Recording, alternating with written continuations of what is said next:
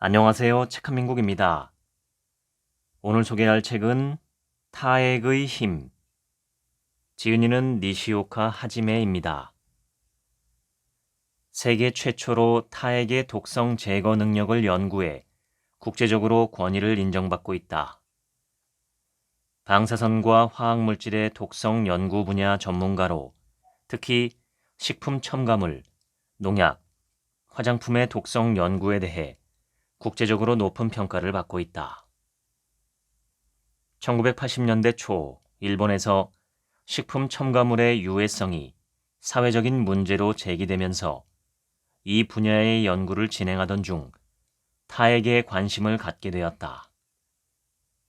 과학적 연구와 실험을 통해 타액에 독성을 제거하는 놀라운 기능이 숨어 있다는 사실을 발견하고 꼭꼭 씹어먹는 일이 얼마나 중요한지를 깨닫게 된 그는 꼭꼭 씹어먹기의 중요성을 주장하며 한입 30번 씹기 전도사가 되었다. 일본 교토 출생, 교토대학 의학부 약학과를 졸업했고 현재 도시샤 대학 명예교수이다. 예부터 어른들은 식사를 하는 아이에게 꼭꼭 씹어 먹어라 라고 말하곤 했다. 음식이 잘게 부서지지 않으면 소화불량이 생긴다는 걸 경험으로 알기 때문이다. 음식을 씹는 과정에서 분비된 소화효소, 아밀라아제가 타액, 즉 침과 섞이고 다시 음식과 섞이면서 소화를 돕는다는 사실이 과학적으로도 증명되었다. 그런데 타액의 역할은 소화에만 한정된 것은 아니다. 연구 결과에 의하면 타액은 발암물질, 활성산소, 그리고 환경 호르몬의 독성을 줄여주어 우리 몸을 보호하는 놀라운 물질이다. 그 결과 면역력이 강해져 질병에 걸리지 않고 건강하게 사는 데 도움을 준다. 타액에 대해 연구하게 된 계기는 1980년대 일본에서 식품 첨가물 AFE의 부작용과 생선과 고기의 탄 부위가 인체에 미치는 영향이 알려지면서다. 음식이 입안에서 제일 먼저 타액과 섞인다는 점에 주목해서 연구를 시작했고 타액의 독성 제거 메커니즘이 밝혀진 것이다. 안타깝게도 현대 들어 부드러운 음식 중심으로 식생활이 변화하면서 타액 분비가 줄어드는 현상이 고착되었다. 음식이 부드러우면 많이 씹을 필요가 없어 자연히 타액 분비가 줄어들고 설사 타액이 분비되더라도 음식과 충분히 섞이지 않은 채 목구멍을 넘어가게 된다. 우리의 식탁에 부드러운 음식이 많아지게 된 것은 식품 산업의 지나친 발달 때문이다. 식품 업체들은 대중의 입맛을 사로잡기 위해 많이 씹어야 하는 딱딱한 음식이 아닌 최대한 부드러운 제품을 만들기 시작했다. 햄버거, 피자, 치킨, 라면, 소시지, 어묵, 짜장면 등 각종 패스트푸드는 몇 번 씹지 않아도 삼킬 수 있을 만큼 부드럽게 만들어진다. 심지어 씹어야 맛이라고 하는 고기마저 최대한 부드럽게 만들기 위해 숙성 과정을 거치거나 각종 첨가물을 투입해 씹기 쉽게 만들어버린다. 현대인들은 이제 씹는 것쯤은 생략해도 된다라고 생각하게 되었다고 해도 과언이 아니다. 자신의 식습관을 한번 되돌아보자. 밥과 반찬을 입에 넣으면 과연 몇 번을 씹는가? 의식적으로 씹지 않으면 채 10번도 안 될 것이다. 라면의 경우 입에 넣는 순간에 삼키는 일도 매우 흔하다. 그러면 음식 속 노폐물과 독소가 제대로 제거되지 못해 몸속에 쌓이고 결국 미래의 질병을 예약한 채 하루하루를 보내게 된다. 이제까지 많은 사람이 무엇을 먹어야 건강해지는가에 주목해왔다. 그러나 이와 더불어 어떻게 먹어야 건강해지는가에도 주목해야 한다. 아무리 몸에 좋은 음식이라도 대충 씹어 삼키면 음식 속의 독성 물질이 제대로 제거되지 않을 뿐만 아니라 영양소조차 몸에 흡수되기 좋은 상태로 분해되지 않는다. 타에게는 음식물을 보거나 냄새를 맡았을 때와 같이 시각이나 후각에 자극되어 분비되는 자극 타액과 그렇지 않은 무자극 타액이 있으며 각각 그 함유 성분에 큰 차이가 있다는 점은 과거의 생리적 연구를 통해 알려져 있었다. 자극 타액은 지금부터 먹으려고 하는 음식물을 입속에서 소화 분해시키기 위해 소화 효소 등의 농도가 무자극 타액보다 높았다. 일종의 조건 반사로 음식물이 잘 소화될 수 있도록 조절하고 있는 것이다. 보통은 타액을 더럽다고 생각하며 지금까지 배설물로 간주되어 냉대받아왔다. 그러나 남녀가 키스를 할 때는 서로의 타액이 섞이지만 이를 더럽다고 느끼지는 않는다. 본질적으로 타액은 깨끗하다.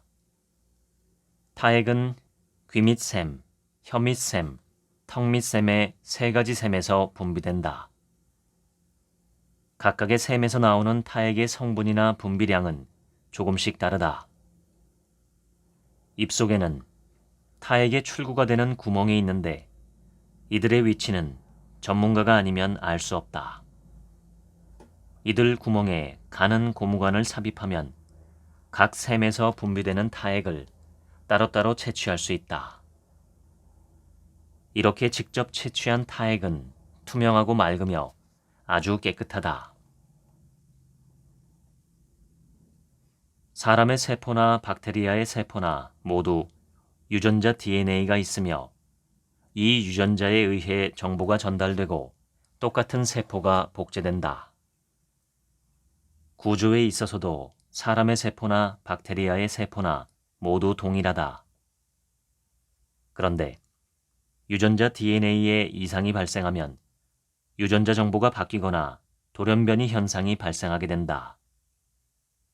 원래의 세포와 다른 세포가 새롭게 만들어지는 것이다. 그래서 세포는 DNA라는 분자가 간단하게 바뀌지 않도록 다양한 시스템을 통해 보호하고 있다.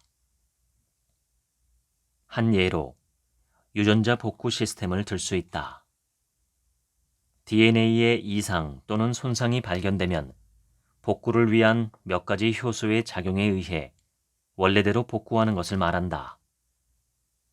이를 DNA 복구라고 하며 필자의 연구 분야 중 하나이기도 하다. 그러나 이런 복구에도 한계가 있다. DNA 복구 효소의 능력을 뛰어넘는 양이나 수의 손상이 발생하게 되면 DNA 복구 효소가 이를 다 복구할 수 없게 된다. 결국 새로 만들어진 세포는 돌연변이 세포가 된다. 연구가 진일보함에 따라 많은 변이원 물질이 발암물질이라는 사실이 밝혀졌다. 발암물질이란 사람이나 동물에 암을 발생시키는 성질을 가진 물질을 가리키는 말이며 원래 변이원이라는 의미는 박테리아와 같은 미생물에 돌연변이를 일으키는 물질이라는 의미다. 하지만 어떤 의미든 둘 다 유전자 DNA를 손상시키는 것이 그 계기가 된다. 필자는 발암물질의 변이원성에 대해 타액이 어떤 작용을 나타내는지를 연구하고 싶었다. 특히 식품에 포함되어 있는 변이원에 주목하고자 했다. 과거 일본에서는 AFE라는 식품 첨가물이 큰 사회적인 문제가 된 경우가 있었다. 변이원 AFE는 농도에 따라 그 변이원성의 강도가 변화한다. 농도가 높을수록 많은 돌연변이 세포가 만들어지고 육안으로 볼 수 있는 스트랩토마이신의 내성이 생긴 콜로니가 많이 형성된다. 콜로니의 수를 세어 변이원성의 강도를 보는 것이다. 필자가 타에게 실험을 부탁한 대학원생은 먼저 AFE와 자신의 타액을 섞는 실험을 시작했다. 그리고 육안으로 셀 수 있는 콜로니가 형성되도록 미리 AFE의 농도를 조절해 두었다. 세포가 변이를 일으켜 500개 정도의 콜로니를 만들 수 있는 농도였다. 만일 타액을 섞은 후 콜로니의 수가 적어졌다면 타액이 AFE의 변이원성을 억제한 것이 된다. 일주일 정도 지나 대학원생이 최초의 실험 결과를 필자에게 가져왔다. 500개 정도였던 콜로니의 수가 20개로 감소되어 있지 않은가. 엄청난 결과가 쉽게 믿기지 않아 대학원생에게 뭔가 방법이 잘못된 것 아니냐고 물었다. 그의 말로는 실험 방법에는 잘못된 점이 없었다고 한다.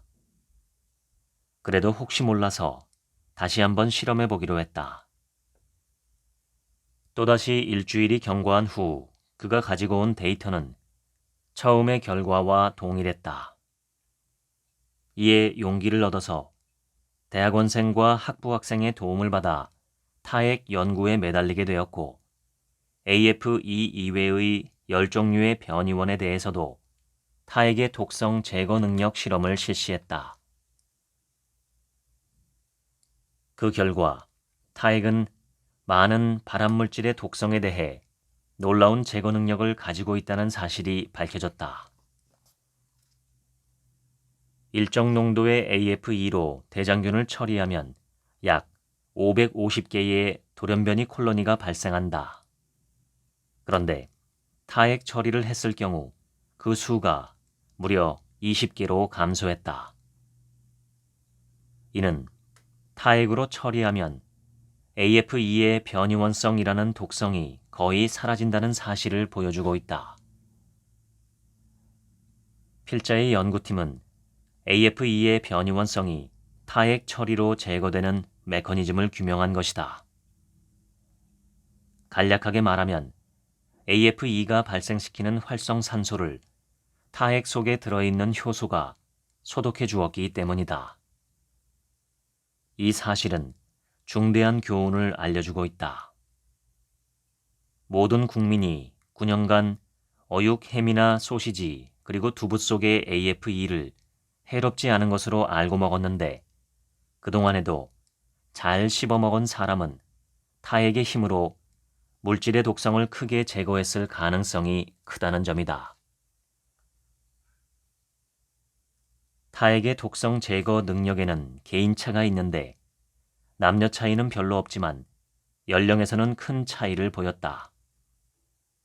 학생들의 타액은 일부 예외적인 경우를 제외하고는 모두 강한 독성 제거 작용을 보였으나 유아나 고령자의 경우는 모두 약하다는 결과가 나왔다. 연구실의 학생 중에서도 독성 제거 능력이 약한 남성 연구원이 한 명 있었다. 그에게 여러 가지 질문을 한 결과 가게에 암 환자가 많다는 사실을 알게 되었다.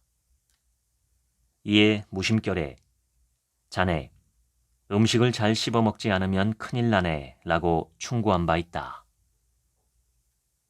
또한 평상시에는 강한 독성 제거 능력을 지닌 타액을 가졌던 학생이 어느 날 아주 약해진 경우가 있었다. 어찌된 일인지 물었더니 전날 밤 아르바이트를 하느라 한숨도 못 잤습니다 라고 대답하는 것이었다. 이로 인해 과로하면 타액의 독성 제거 능력이 저하되는 것이 아닌가 추측하게 되었다. 그래서 평소 독성 제거 능력이 강한 타액을 가진 또 다른 학생에게 학교 앞 교토궁궐을 뛰어서 한 바퀴 돌고 오는 방법으로 약 30분 정도 달리게 한 후 독성 제거 능력을 측정했다. 달린 후의 타액은 달리기 전에 비해 확실히 독성 제거 능력이 저하되어 있었다. 피로하면 타액의 독성 제거 능력은 저하되는 것 같다는 예상이 들어맞은 것이다. 이제까지의 실험 결과를 제9회 일본 환경변이원 학회에서 인간의 타액을 각종 화학 변이원에 처리했을 때의 효과라는 제목으로 발표했다. 그 결과로부터 얻을 수 있는 교훈은 음식을 잘 씹어 먹으면 어느 정도 암을 예방할 수 있다는 결론으로 끝을 맺었다. 타액에 주목해 독성 물질과의 관계를 조사하고 흥미있는 결과를 얻은 것은 당시의 연구가 세계 최초였다. 다음 날 각 조간신문에 타액이 발암물질을 소독한다 라는 헤드라인으로 소개되었다. 필자의 다음 연구 과제는 타액이 어떻게 발암물질의 독성을 제거하는가 라는 독성 제거 메커니즘을 해명하는 것이었다. 이후 약 15년간은 이 독성 제거 메커니즘의 연구에 몰두했다. 타액을 가열하거나 물로 희석하거나 산성이나 알칼리성으로 만들거나 타액에 포함되어 있는 물질을 여과시켜 제거하는 등 여러 가지 처리를 함으로써 타액의 독성 제거 수준을 연구했다. 그 결과 타액의 독성 제거 능력은 가열하거나 산성이나 알칼리성으로 만들면 없어진다는 사실이 판명되었다.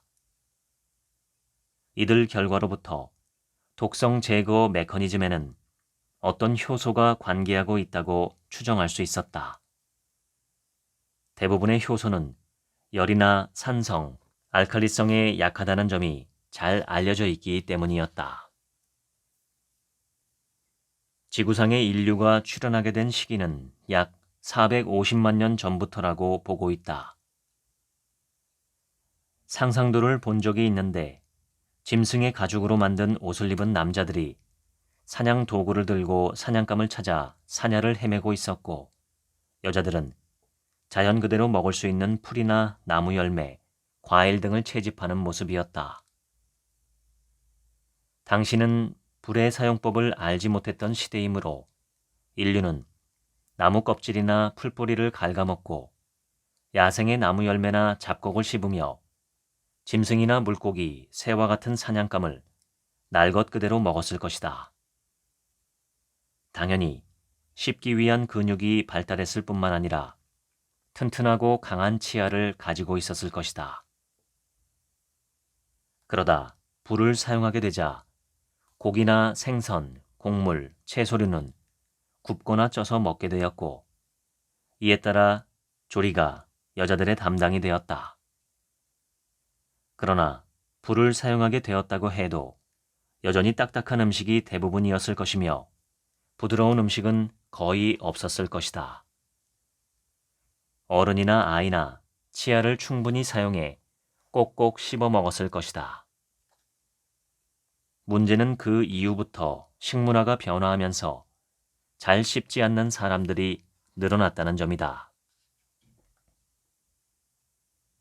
부드러운 음식이 맛있고 고급이라는 인식이 생겨나게 되었고 부드러운 가공식품들이 등장하기 시작했다. 부드럽게 만들기 위해서는 유화제, 결착제, 호료 같은 여러 가지 식품 첨가물이 사용되었다. 부드러운 음식물만을 선호하는 시대가 시작되자 씹지 않아도 되는 식품들이 점차 늘어났고 씹지 않는 식생활이 급속하게 퍼지게 되었다. 오랜 세월에 걸쳐 사람들은 언제나 음식물을 꼭꼭 씹어 섭취해 왔는데 1950년대 중반 가공식품의 시대로 돌입하면서부터 부드러운 음식물이 등장하고 음식물을 잘 씹지 않게 되었다. 이렇듯 잘 씹지 않게 된 것은 오랜 음식의 역사에서 겨우 최근 6, 70년 전부터의 일이다. 한 끼 식사에서 몇 번을 씹고 어느 정도의 시간을 들여 먹고 있는지를 조사해보라. 어린이나 젊은이, 중년, 노년 등 나이에 따라 식사하는 시간과 씹는 횟수가 다를 것이다. 중년에서 노년의 독자라면 어렸을 때는 꼭꼭 씹어먹는 습관이 있었는데 지금은 잘 씹지 않게 되었다는 사실에 공감하는 사람이 많을 것이다. 그러나 어린이나 젊은 사람들은 태어나면서부터 잘 씹지 않는 버릇을 들인 채 지금까지 살아왔기 때문에 그런 기억이 전혀 없을 수도 있다. 식품 회사는 이익을 내기 위해 많이 판매해야만 한다. 많이 판매하려면 우선 맛있어야 하고 영양가가 있어야 하며 저렴해야 한다. 먹기 편해야 한다는 점도 한 몫을 할 것이다. 그런 이유로 딱딱한 것보다는 부드러운 것이 먹기 편하기 때문에 잘 팔릴 것이라고 생각하게 되었다. 거기에다 부드러운 음식이 맛있고 고급이라고 생각하는 사람이 늘어난 것도 사실이다. 유화제, 결착제, 호료 등의 식품 첨가물을 사용해 부드럽게 가공한 식품들이 등장하게 되었다. 빵을 예로 들어 생각해보자. 일본에서는 빵은 촉감이 부드럽고 마치 솜 같은 느낌을 주는 것이 고급스럽다는 인식이 있다. 거기에는 유화제, 품질 개량제 같은 첨가물이 사용되고 있다. 장기 보존하기 위해서는 산화 방지제나 보존료가 사용된다. 반면 서양에서는 오랫동안 씹어야 하는 딱딱한 빵을 선호한다. 프랑스 빵이나 독일 빵 등 대부분은 이스트균과 소금 외에 합성 화학물질인 첨가물은 일체 사용하지 않는 것이 상례이다. 한번 프랑스 빵이나 독일 빵을 먹어보라. 먼저 꽤 질기다는 사실에 놀랄 것이다. 그 다음에는 씹으면 씹을수록 빵 특유의 고소한 맛이 나서 맛있다고 느끼게 될 것이다. 현재 빵뿐 아니라 우리들 주위에 널려있는 가공식품은 대부분이 부드러운 음식들만 있다고 해도 과언이 아니다. 씹을 필요가 없는 부드러운 식품이 늘어나 사람들은 더욱더 잘 씹지 않게 된 것이다. 과거 한 신문의 독자 투고란에 한 아이 엄마가 급식에서 빨리 먹도록 지도하는 학교 방침에 대해 문제를 제기하는 글이 게재되었다. 이 주부에게는 초등학교에 입학하는 아이가 있다. 당시 아이가 다니고 있던 유치원에서도 초등학교 입학에 대비해 급식을 20분 내에 먹을 수 있도록 지도하고 있었다고 한다. 그녀는 집에서도 늘 빨리 먹으라고 잔소리를 해왔다. 이 엄마는 자신이 어렸을 때에는 늘 천천히 꼭꼭 씹어 먹어라 라고 배웠는데 아이에게 빨리 먹어라 라고 말하는 자신의 모습을 보며 당혹감을 느낀다고 했다. 급식 식단에도 여러 가지 문제점이 있다. 아이들이 좋아하는 음식만을 최우선 순위로 삼은 탓에 별로 씹을 필요가 없는 부드러운 음식들이 주를 이루고 있다. 학교 급식은 바른 식생활 교육을 실시할 수 있는 좋은 기회이기도 하다. 천천히 먹으며 잘 씹는 습관을 기르도록 할 수 있는 절호의 기회이기도 하다.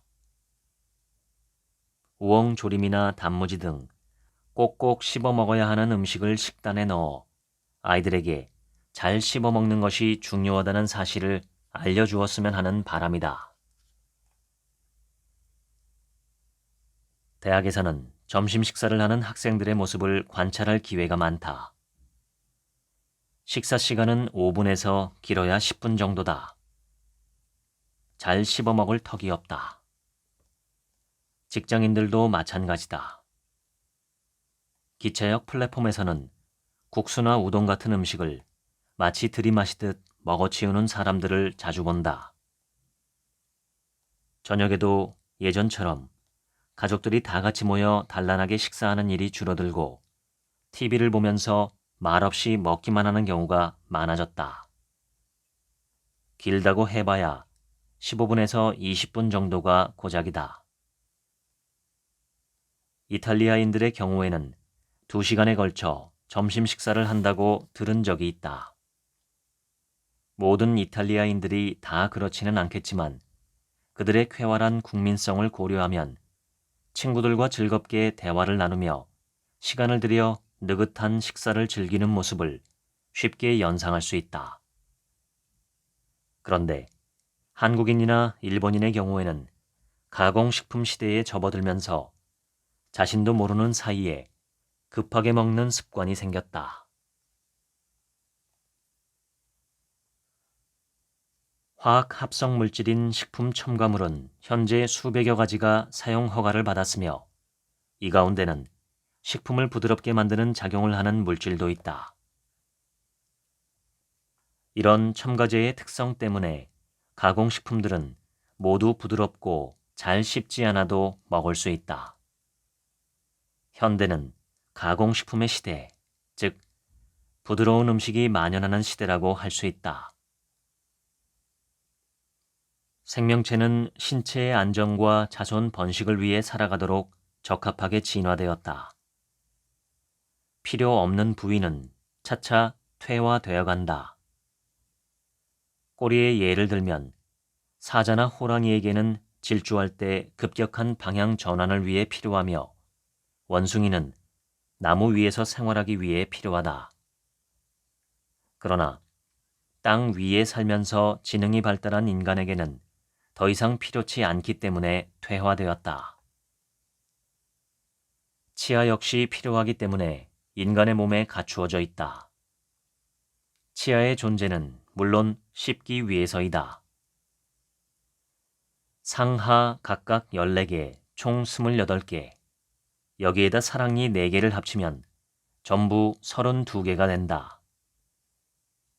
치아의 모양이나 배열 방법, 단단한 정도 등은 곡물이나 채소, 뿌리채소와 같이 어느 정도 딱딱한 음식들을 먹는데 적합하게 형성되어 있다. 하지만 지금처럼 부드러운 음식들만 넘쳐나 음식물을 잘 씹을 필요가 없다면 어떻게 될까? 몇백만 년이나 사용해왔던 치아를 불과 6, 70년 전부터 잘 사용하지 않게 되었으니 여러 가지 부작용이 발생하는 것은 당연한 일이 아니겠는가? 특히 아이들이 먹는 음식은 햄버거, 카레라이스, 국수류 등 모두 어금니로 힘주어 씹지 않아도 되는 것들이다. 현대인들이 잘 씹어먹는 습관을 갑작스레 그만두게 되면서 제일 먼저 나타나는 부작용이 치아의 변화이다.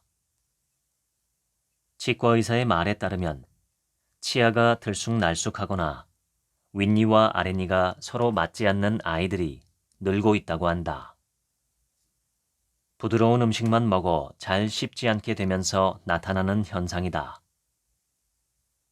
유아기 때 음식을 잘 씹지 않으면 아래턱의 발육이 잘 안 되는데 이런 상태에서 영구치가 나면 치아가 옆으로 눕거나 비뚤어지거나 덧니가 생겨 윗니와 아랫니가 서로 맞지 않는다고 한다. 이런 경우에는 음식물이 들어가면 앞니만을 이용해서 씹어야 하는데 잘 씹히지 않기 때문에 자연히 딱딱한 음식과 채소를 싫어하게 된다.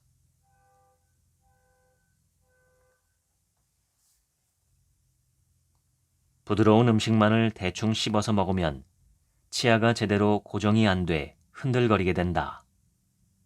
이 사실은 개를 이용한 실험에서도 증명되었다. 개에게 부드러운 먹이만 수개월 동안 먹이자 치아가 흔들거리기 시작했는데 이는 잇몸이 약해져 치아를 단단하게 고정시키지 못하기 때문이었다. 다시 딱딱한 먹이를 제공하자 치아가 흔들거리는 현상이 멈추었다. 이런 점을 고려해 개 사료는 잘 씹을 수 있도록 딱딱하게 만든다고 한다. 이는 인간에게도 똑같이 적용되는데 특히 성장기 어린이들의 경우에는 더 큰 영향을 받는다. 아이들이 좋아하는 급식 메뉴 상위 3위는 카레라이스, 야키소바, 햄버거이며 싫어하는 메뉴는 탕수육, 생선이나 채소 등을 식초로 조미한 음식, 당근, 우엉, 연근 등과 함께 조린 콩 요리라고 한다. 주의를 끄는 것은 아이들이 좋아하는 메뉴는 모두 부드러워 별로 씹지 않아도 되는 음식들이라는 점이다. 이에 비해 싫어하는 메뉴는 하나같이 잘 씹지 않으면 소화가 잘 안 되는 음식들이며 식초나 채소가 많이 들어가 있는 음식들이다. 우리는 아이들이 딱딱한 음식이나 식초, 채소를 싫어하며 서양식 음식을 좋아하는 경향을 보인다는 사실을 알 수 있다. 씹기는 턱 운동을 동반하므로 턱뼈에 붙어있는 근육을 잘 움직이게 해서 턱을 발달시킨다. 부드러운 음식만을 먹게 되면 잘 씹지 않는 습관이 붙어 턱의 근육이 발달하지 못한다. 턱뼈도 잘 자라지 않아 턱이 퇴화된다. 그 결과 일본인의 인상이 바뀌었다고 할 수 있다. TV에 나오는 젊은 연예인이나 지하철에서 만나게 되는 학생처럼 젊은 사람들은 하나같이 갸름한 얼굴을 하고 있다. 이런 얼굴은 옛 귀족들에게서 많이 찾아볼 수 있는 얼굴로 강인하고 야무져 보이지는 않는다. 컴퓨터 그래픽을 통해 두개골에 피부를 입히고 얼굴을 재생시키는 기술이 있다. 이 기술을 사용하면 뼈만 남은 두개골에서 살아있을 때의 얼굴을 재현할 수 있어 실제로 범죄 수사에 많이 활용되고 있다. 이 기술을 이용해 선사시대의 사람 얼굴을 재현함으로써 현대인과 비교하는 연구도 이루어지고 있다. 선사시대 사람과 현대인의 얼굴에서 가장 큰 차이점은 바로 턱에 있다. 선사시대 사람의 턱은 두텁고 아주 튼튼하지만 현대인의 턱은 얄팍하고 약해 보인다. 턱뼈와 그 주위 근육은 얼굴 전체의 근육 성장에도 크게 관련이 있는데 턱이 잘 발달되지 못하면 얼굴 전체의 근육이 느슨해지고 나약한 인상을 주게 된다. 사람의 얼굴은 정확하게 좌우 대칭은 아니다. 하지만 좌우 대칭에 가까운 얼굴을 하고 있는 사람은 아름답게 보인다. 최근에는 비뚤어진 비대칭 얼굴이 눈에 띄게 늘어나고 있다. 좌우 눈의 크기나 위치가 다르거나 코가 한쪽으로 비뚤어져 있는 경우도 있으며 한쪽 입가가 축 처져 있어 좌우 광대뼈 높이가 다른 경우 등 확연한 비대칭 얼굴이 증가하고 있다. 여성들 중에는 이런 점 때문에 고민하는 사람이 많은데 비대칭 얼굴을 교정하는 기구가 많이 판매되고 있다는 것만 보아도 이에 대해 고민하는 사람이 많다는 사실을 알 수 있다. 비대칭 얼굴의 원인은 대개의 경우 들쑥날쑥한 치아와 관련이 있다. 치아 배열이 나쁘면 상하 치아가 서로 맞지 않게 되고 잘 씹지도 못한다. 그렇게 되면 결국 씹는 근육이 정상적으로 발달하지 못하고 얼굴이 비뚤어지는 결과를 낳는다. 얼굴 근육도 느슨해져 표정의 생기가 없어진다. 비대칭 얼굴은 치아의 사용 방법에도 원인이 있다. 왼쪽 치아만 주로 사용하는 사람의 경우에는 왼쪽 근육이 오른쪽 근육에 비해 더 발달하기 마련이다. 좌우 근육의 균형이 깨져 비대칭 얼굴이 된다. 그러므로 어렸을 때부터 좌우 치아를 골고루 사용하면서 먹는 습관을 들이는 것이 중요하다. 실제로 씹는 방법이 나쁘면 치아의 배열이나 얼굴 근육과 같은 미용상의 문제뿐만 아니라 더욱 중요한 건강 문제도 발생한다. 씹는 근육은 목이나 어깨 근육과 밀접하게 연결되어 있기 때문에 씹는 방법이 나쁘면 근육이 경직되거나 신경이나 혈관이 압박을 받게 된다. 목이나 어깨 근육이 뭉치거나 눈동자에 피로, 편두통 등이 오고 나아가 몸 전체의 건강에 장애를 일으킬 수 있다. 씹기를 결코 가볍게 보아서는 안 된다. 지금과 같이 부드러운 음식물이 주류를 이루어 딱딱한 음식을 거의 먹지 않게 되면 타액의 분비가 적어져 결과적으로 치아에 음식물 찌꺼기가 머무는 시간이 길어지고 충치나 치주병에 잘 걸리게 된다. 반면 꼭꼭 씹어 먹으면 타액의 분비가 늘어나 충분한 양의 타액이 치아 사이를 흐르기 때문에 충치나 치주염을 예방할 수 있다. 잇몸에 마사지를 해주는 효과까지 있어 구강질환도 예방해준다. 이처럼 구강이나 치아의 건강은 식사법, 특히 씹기와 깊은 관련이 있다. 타액이 잘 분비되는 어린이는 건강하다는 말이 있다. 타액 속에는 칼슘이나 인처럼 치아를 구성하는 물질도 포함되어 있기 때문에 건강한 치아가 만들어지고 활기차고 튼튼한 아이가 되는 것이다. 타액이 잘 분비되는 건강한 아이로 성장하기 위해서는 유아기 때부터 음식물을 꼭꼭 씹어 먹는 버릇을 들이도록 해야 한다. 암은 모든 사람이 가장 두려워하는 질병 중 하나다. 일본인의 사망 원인 통계에 따르면 암이 30.3%로 1위를 차지해 3명 중 1명이 암에 걸려 사망했다. 지금도 이와 같은 사정은 조금도 달라지지 않고 있다. 잘 씹지 않는 사람은 암에 걸리기 쉽다. 이는 필자의 학설이지만 충분한 과학적 근거를 토대로 한 주장이다. 필자의 연구실에서는 타액이 음식물에 포함되어 있는 발암물질의 작용을 없애는 기능을 한다는 사실을 규명했다. 잘 씹지 않는 사람은 타액이 제 기능을 충분히 발휘하지 못해 발암물질의 독성을 그대로 받아들이게 되므로 암에 걸리기 쉽다. 이 메커니즘과 타액의 기능이 이 책에서 이야기하고자 하는 핵심이다. 식이섬유는 주로 식물성 음식물에 함유되어 있는 섬유질을 가리키는데 사람의 소화 효소로는 분해되지 않기 때문에 그대로 배설된다. 영양가가 거의 없기 때문에 종래의 영양학에서는 쓸모없는 물질로 취급받아 왔다. 식이섬유의 유익성에 처음 눈을 돌린 사람은 영국인 의사 버키트 박사였다.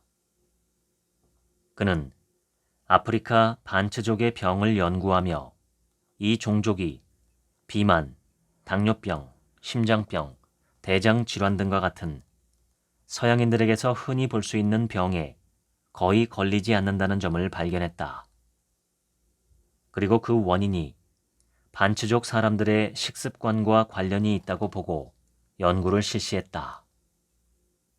그 결과 식이섬유에는 이들 병을 예방하는 기능이 있다는 점을 밝혀내고 학계에 발표했다.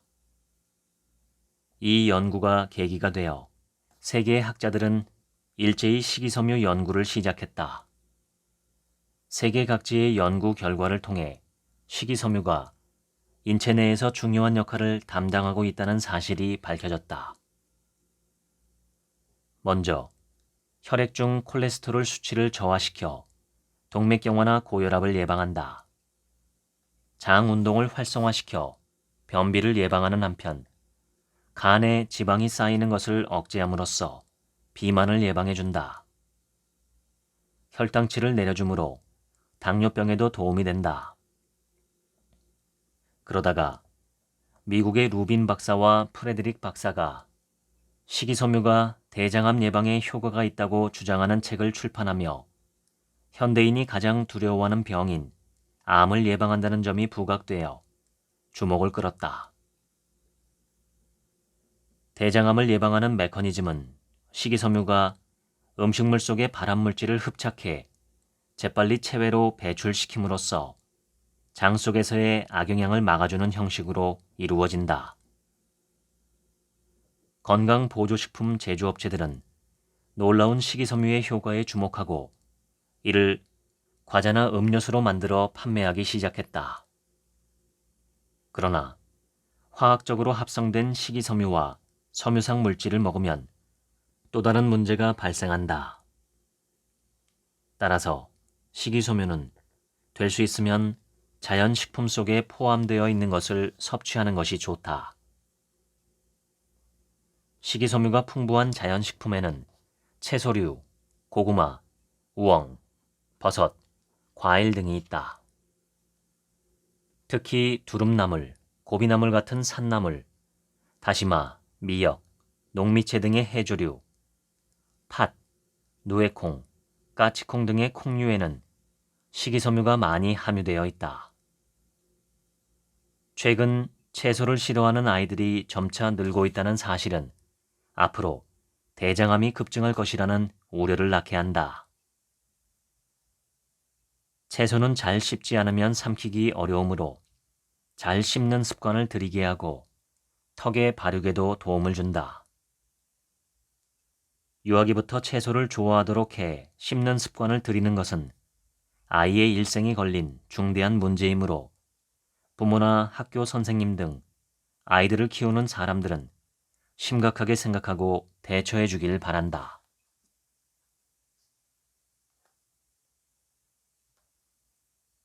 지금까지 성인병이라고 불리는 질환들은 모두 성인의 만성병이었다.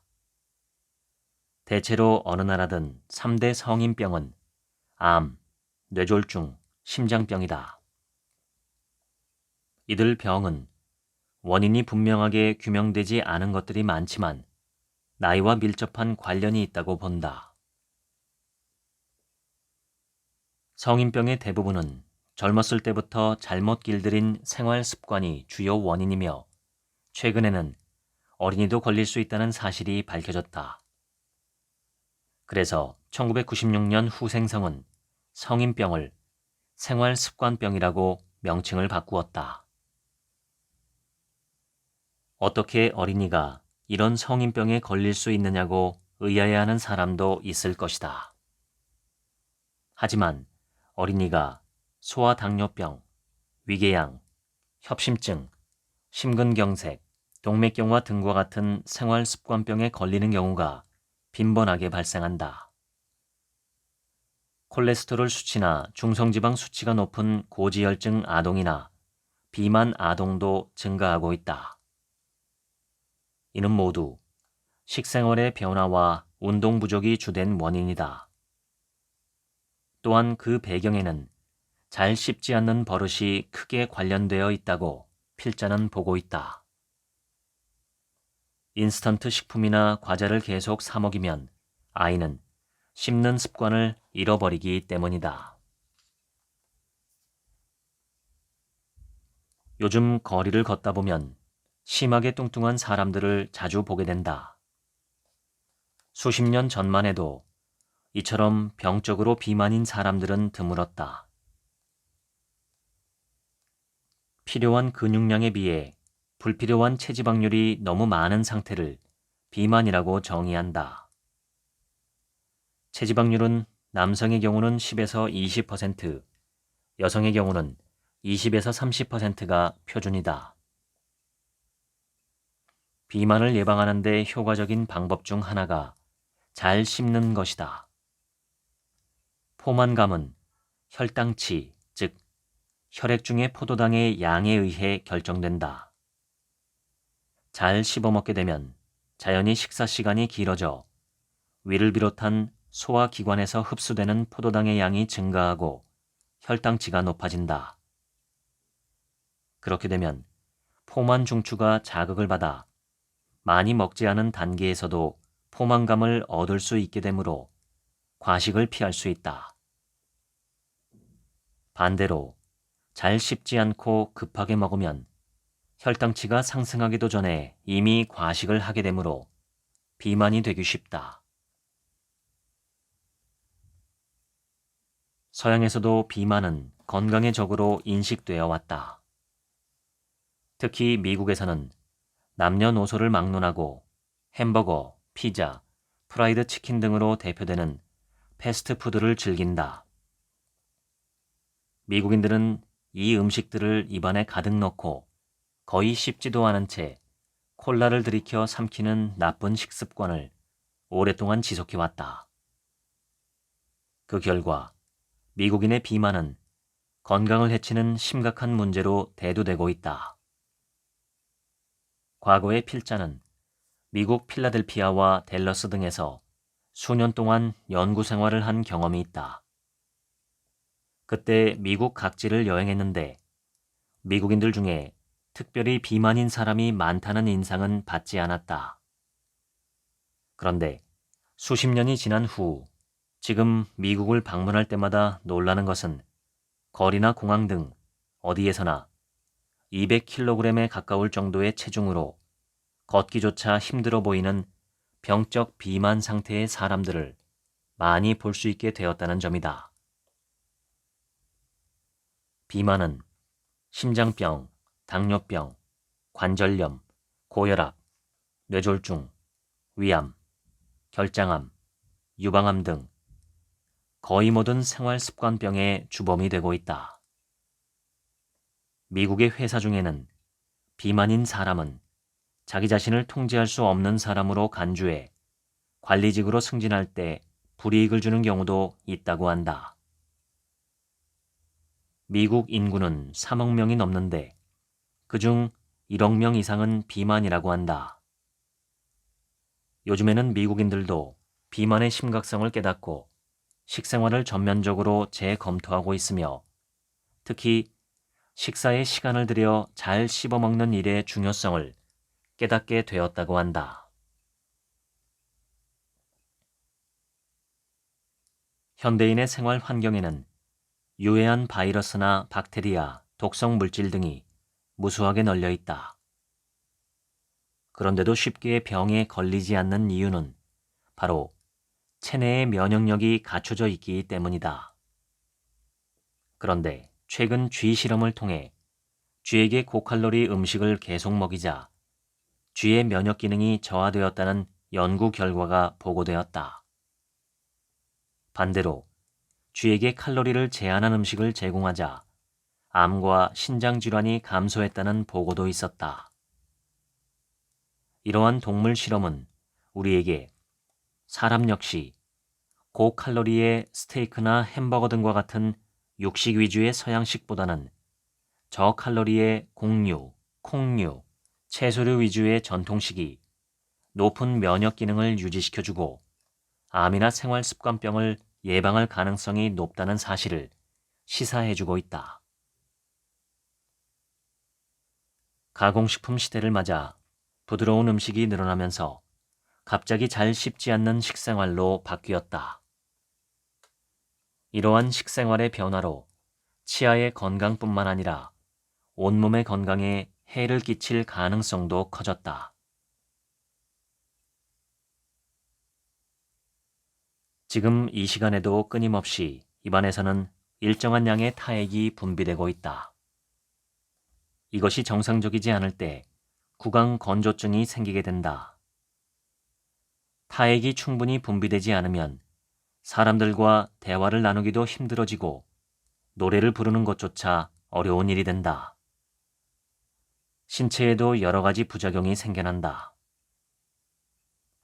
우선 타액의 살균 작용이나 정화작용을 기대할 수가 없다. 걸핏하면 감기에 걸리고 그 밖의 병에도 쉽게 걸린다. 구강 건조증의 원인은 아직 분명하게 밝혀지지 않았다. 처음에는 약의 부작용이나 당뇨병, 담배나 알코올 등이 원인이다. 난방이나 냉방이 지나치기 때문이다. 스트레스가 원인이다. 등 말들이 많았다. 그러나 그런 이유 때문은 아닌 듯하다.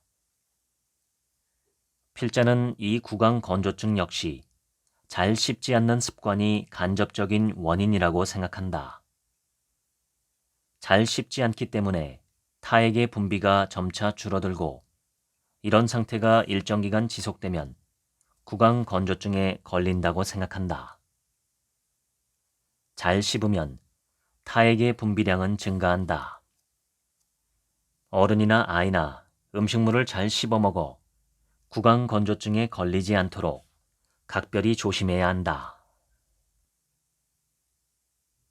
타액은 AFE의 변이원성을 제거한다는 사실이 실험을 통해 밝혀졌는데 이는 AFE가 발생시키는 활성산소를 타액의 활성산소 제거 효소가 제거하는 메커니즘 때문이라고 생각할 수 있다.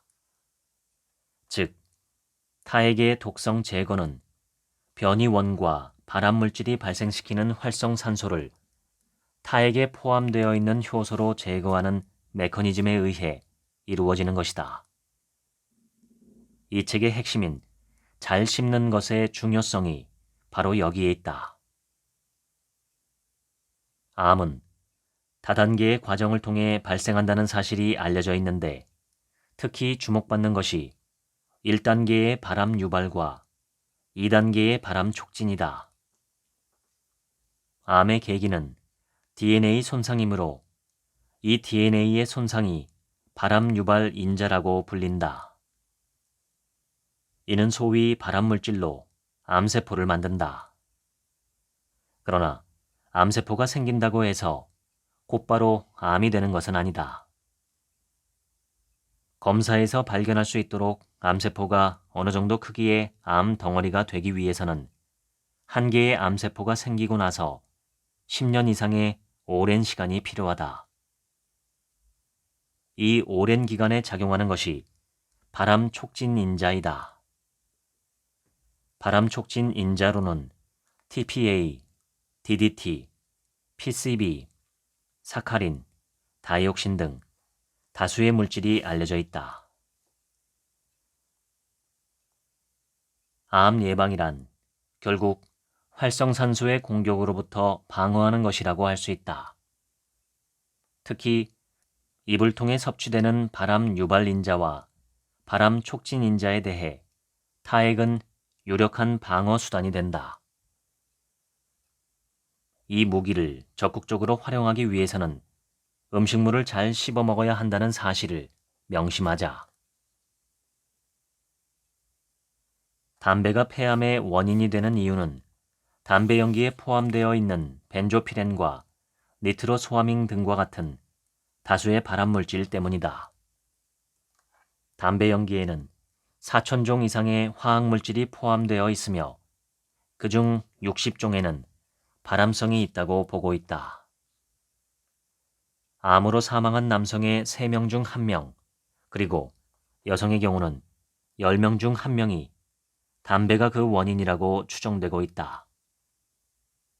지금까지의 역학조사에서 담배는 암 이외에도 심장병, 뇌졸중 등의 원인이 된다는 사실도 밝혀졌다.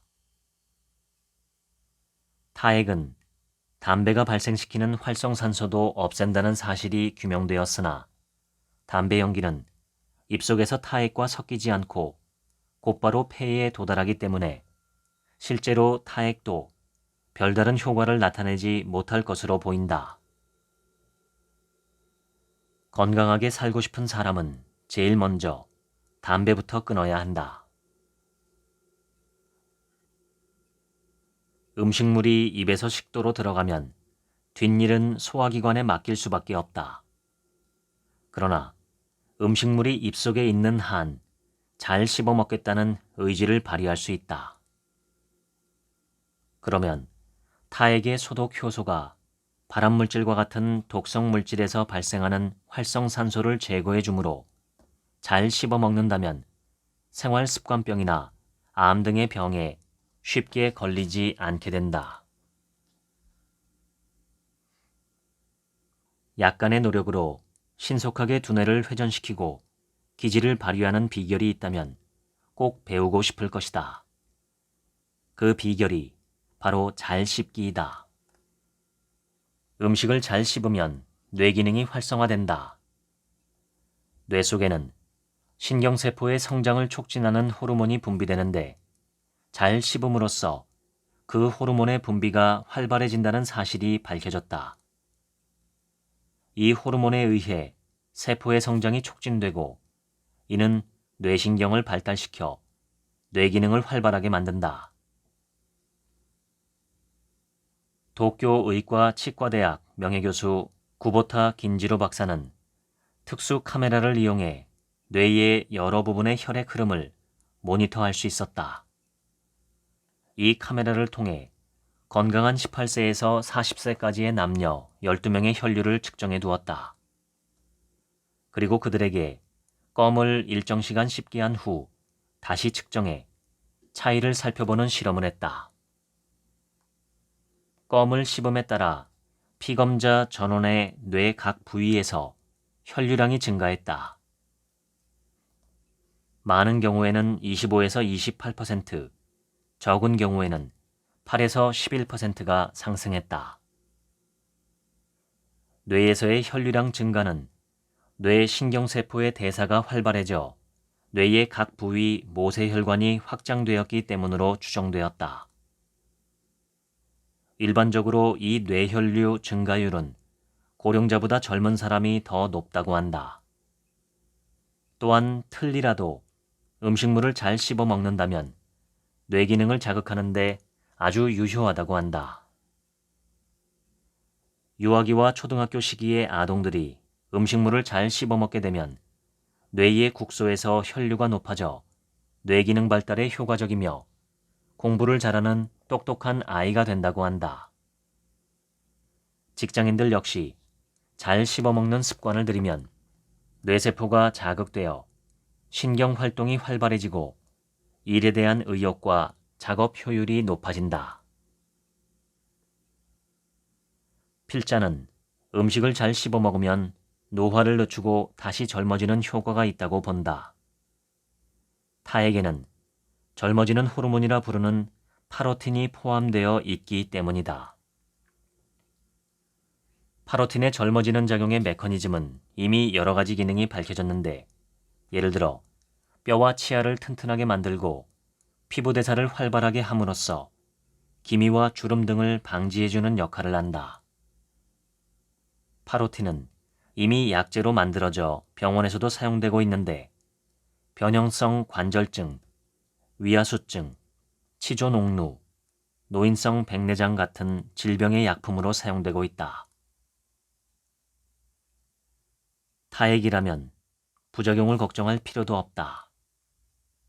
음식물만 잘 씹으면 그것만으로도 타액의 분비가 활발해져 젊어지는 호르몬이 활약하게 된다. 음식을 잘 씹는 것만큼 간편하고 경제적이며 확실한 건강법도 없다. 그러나 점차 나이를 먹어감에 따라 타액 속의 파로틴 분비량이 적어진다는 사실도 밝혀졌다. 그러므로 고령자일수록 잘 씹어 타액의 양을 증가시키고 파로틴의 기능을 활발하게 만들어야 한다. 안전하고 간편하게 살을 빼는 다이어트법은 잘 씹어먹는 것이다. 음식을 잘 씹어먹으면 날씬해진다. 현대인들은 씹는 맛이 있는 딱딱한 음식을 꺼리고 부드러운 음식만을 선호하는 경향이 있으며 잘 씹지 않고 대충 삼키는 습관이 배었다. 이것이 현대인들에게 비만이 많은 이유 중 하나이다. 매력적인 얼굴이란 구체적으로 어떤 얼굴을 가리키는 것일까? 그것은 바로 풍부한 표정을 가진 얼굴이다. 그렇다면 표정이 풍부한 사람이 될 수 있는 방법은 무엇일까? 이는 음식물을 잘 씹는 것이다. 음식물을 잘 씹으면 턱뼈가 자극을 받아 뼈의 성장을 촉진시키고 얼굴 표정을 만드는 근육이 발달하기 때문에 표정도 풍부해진다. 중년이 되면 얼굴 근육이 늘어지거나 붓고 이중턱이 되기도 하는데 이런 고민은 특히 여성에게 많은 듯하다. 그런데 그 원인은 얼굴 근육, 특히 턱 근육의 운동 부족에 있다. 이를 해소하기 위한 가장 효과적인 방법은 잘 씹어먹는 것이다. 얼굴 처짐, 부종, 이중턱의 예방을 위해서 음식물을 30회 이상 씹도록 하자. 잘 씹어먹으면 얼굴 전체의 혈액 흐름이 좋아지고 입가가 팽팽해지며 생생하고 풍부한 표정의 매력적인 여성이 된다. 잘 씹어먹는 사람은 살이 찌지 않아 균형 잡힌 몸매를 가지게 되므로 얼굴도 몸매도 아름답다. 음식물을 잘 씹어먹으면 젊어 보인다. 잘 씹어먹으면 얼굴 근육이 발달해 풍부한 표정을 만들며 노화를 예방해주기 때문이다. 씹기는 생식 능력과도 관련이 있다는 연구 결과가 있다. 미국의 비뇨기과 잡지에 턱 및 샘에서 분비되는 타액에 포함되어 있는 표피성장 인자가 정자의 생산과 운동 능력에 관계하고 있다는 사실이 보고되었다.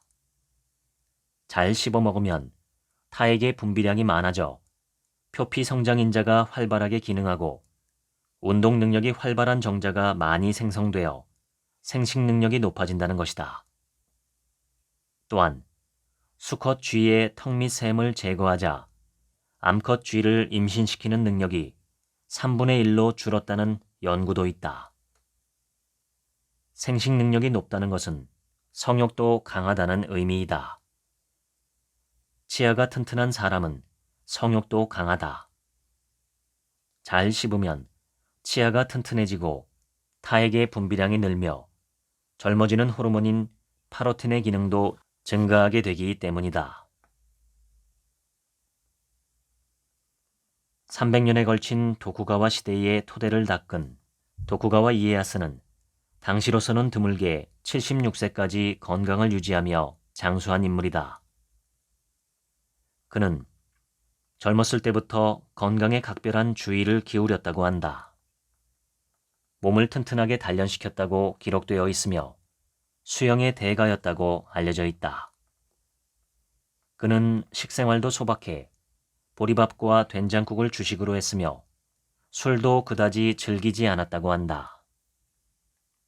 그는 건강 10푼을 남겼는데 그 첫 번째가 한 입에 48번 씹기이다. 음식을 입에 넣고 48번을 씹는다는 뜻이다. 바로 이 잘 씹기가 그를 장수하게 해준 비결일 수도 있다. 도쿠가와 이에야스는 스라의 자식을 16명이나 두었다. 막내는 그가 63살 때 태어났다고 하니 이 얼마나 놀라운 생식 능력인가. 이런 놀라운 정력의 비결 중 하나가 잘 씹어먹은 데 있었음이 틀림없다. 입이 심심할 때나 담배를 피우고 싶을 때 대신 껌을 씹는 것도 괜찮을 것이다. 껌은 치아 표면에 부착된 음식물 찌꺼기를 제거해주며 잘 씹는 습관을 들이는 데 도움을 주고 잇몸이나 입 주변의 근육을 발달시키는 데도 도움이 된다. 잘 씹으면 타액의 분비가 활성화된다는 사실은 껌 씹기 실험을 통해서도 증명되었다. 껌을 잘 씹으면 타액의 분비량이 씹지 않았을 때에 비해 최대 4배까지 증가한다는 사실을 보여주고 있다. 지금까지 타액의 힘 읽어드렸습니다. 지금부턴 제 얘기입니다. 국민들의 평균 식사 소요 시간이 가장 짧은 나라는 아마도 한국일 겁니다. 평균적으로 10분, 보통은 5분 내에 식사를 마치는 경우도 흔하죠. 아무리 늦어도 20분 정도면 식사를 다 합니다. 잘 씹지 않고 거의 뱃속에 쓸어담기 수준입니다. 저는 어려서부터 밥을 빠르게 먹지 못했는데 지금은 함께 먹는 사람의 속도에 맞춰서 밥을 먹을 수는 있지만 그래도 10분, 15분 내에 다 먹으려면 전투를 치르듯 허겁지겁 불편하게 먹어야 합니다. 저 혼자 밥을 먹으면 평균적으로 30분 정도는 먹습니다. 오래 씹는 습관이 있기 때문이죠. 우리나라에서는 밥을 빨리 먹는 것도 일종의 벼슬이고 자랑거리입니다. 꼭꼭 씹어 먹으면서 시간이 오래 걸리면 뭔가 모자란 사람처럼 쳐다보죠. 오늘 소개한 이 책을 보면서 앞으로는 누구와 밥을 먹든 꿋꿋하게 30번 이상 잘 씹어야겠다는 생각이 듭니다. 껌도 종종 씹는 것이 좋겠다 싶네요. 우리나라의 식사 소요 시간이 이렇게 짧아진 데는 성질 급한 민족성도 있겠지만 일제강점기와 전쟁을 거치며 만들어진 속전속결의 밥 먹기 문화도 영향을 주는 것 같습니다. 참 불쌍한 일이죠. 앞으로 우리나라에도 한 입에 30번 이상 잘 씹어먹는 식사 문화가 만들어지면 좋겠습니다. 여담이지만 냉면이나 찬물 등 차가운 음식을 먹는 문화는 우리나라와 일본에만 있다고 합니다. 어떤 한의사분이 연구한 내용인데 우리나라와 일본의 위암 발병률이 세계적으로 높은 이유가 뭔가 찾아봤다는 것입니다. 맵거나 짜거나 뜨거운 것을 먹는 습관이 답이라 생각할 수 있겠지만 전 세계적으로 맵거나 짠 음식을 먹는 나라는 많은데 왜 유독 우리나라와 일본에만 위암 환자가 많을까요? 그 한의사의 가설은 차가운 음식을 좋아하는 문화 때문이라는 것입니다.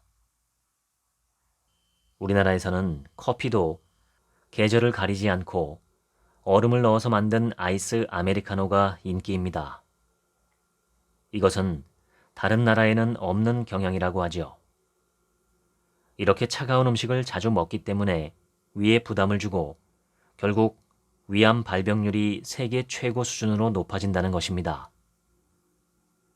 최소한 우리 몸의 체온 정도의 음식을 먹는 습관을 기르는 것이 좋겠다 싶습니다. 물론 꼭꼭 씹어서 말이죠. 요즘 20, 30대 젊은이들 사이에서 대장암 발병의 증가율이 우리나라가 세계 최고 수준입니다. 채소 위주로 적게 먹고 꼭꼭 씹어 먹는 문화가 우리나라에 꼽히기를 기대합니다. 지금까지 책 한 민국의 하루치 생각이었습니다. 감사합니다.